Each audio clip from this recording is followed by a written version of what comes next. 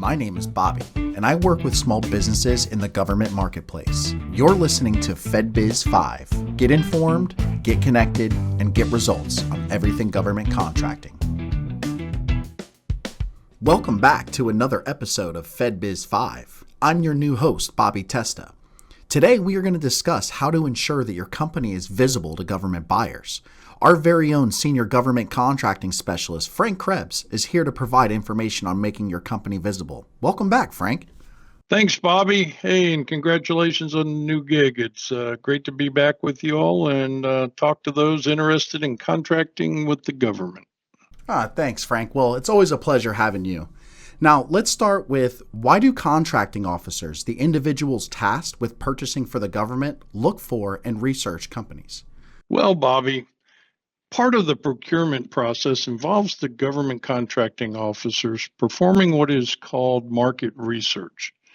That's the phase in government contracting where the contracting officer determines if there are companies that can perform the services or provide the products that the government needs.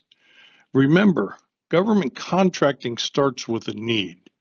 And then the government contracting officer is tasked with determining who the companies are that can address those needs. Are any or many part of a socioeconomic category of businesses, such as veteran-owned, women-owned, hub-zone, or just small businesses in general? And finally, what contracting mechanism will be utilized to obtain a vendor or vendors? So by completing market research, they are prepared to initiate the actual procurement phase. They will have determined if they're going to generate a request for proposal or simply a request for quote. Can they sole source the acquisition? Can they use the simplified acquisition approach or use set-aside provisions to limit the businesses that will bid on the procurement to a particular social economic category? Okay, yeah, that actually makes a lot of sense, Frank. So, how does a company make themselves visible to the government contracting officers? Well, that's what I'm here to discuss, Bobby. There's not just one golden ticket, however. Also, this is not a one-time thing.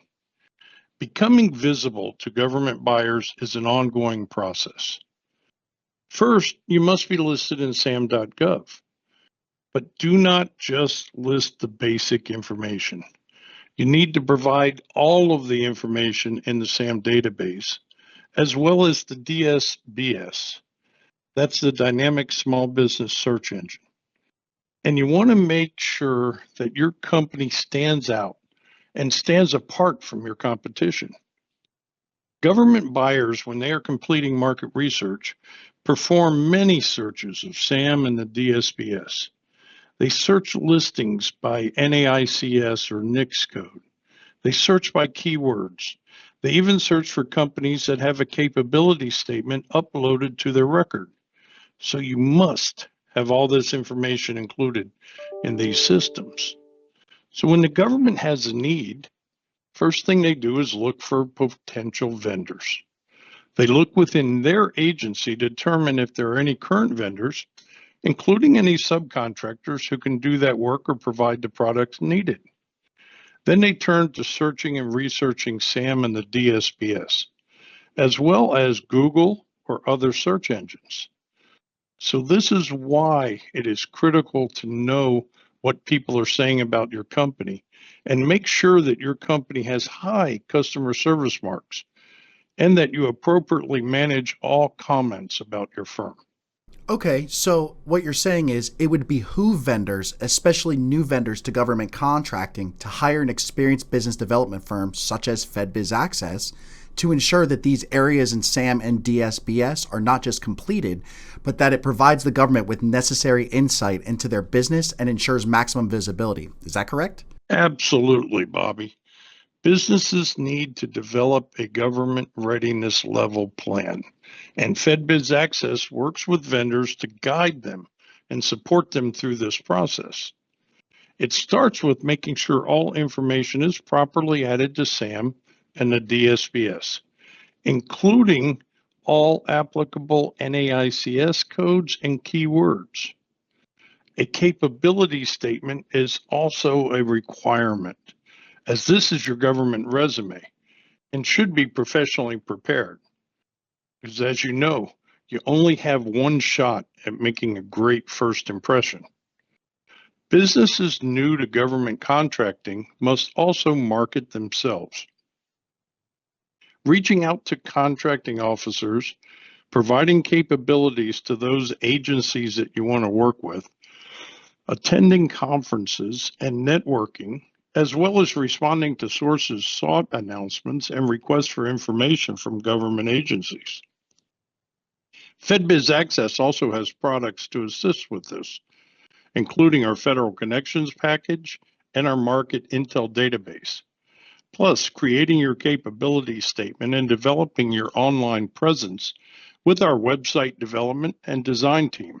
Yeah, I absolutely see and understand why this is an ongoing process, as there seems to be quite a lot of areas that vendors must provide input to ensure they are visible to the government. Is that correct? Definitely. Absolutely, Bobby. Government buyers use everything available to them to locate the right business for their agency. Remember, these contracting officers are typically risk averse. So if they cannot find information about a company and verify that the business is viable, they generally will not work with them. In addition to what I've already mentioned, buyers also review LinkedIn and other social media in an attempt to locate vendors. Most agencies also maintain a list of vendors, including maintaining capability statements. So check agency websites for how to get registered with an agency and look to subcontract with existing government vendors.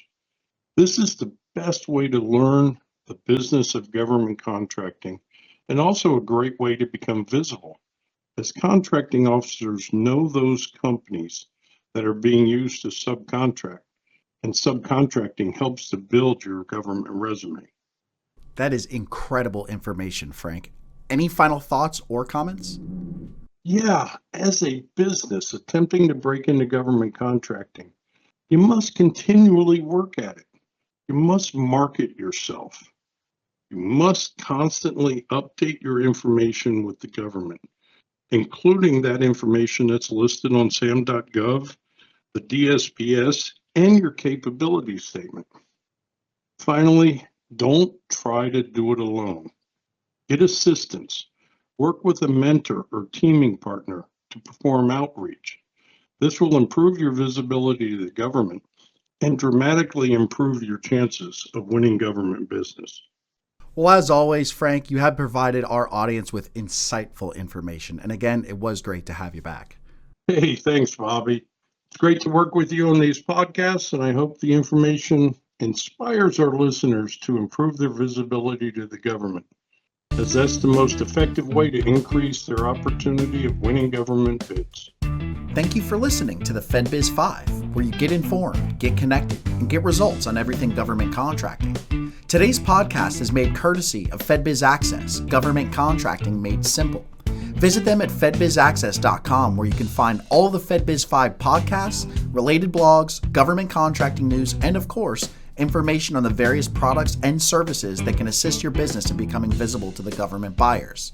FedBiz Access can be reached by calling them at 888-299-4498.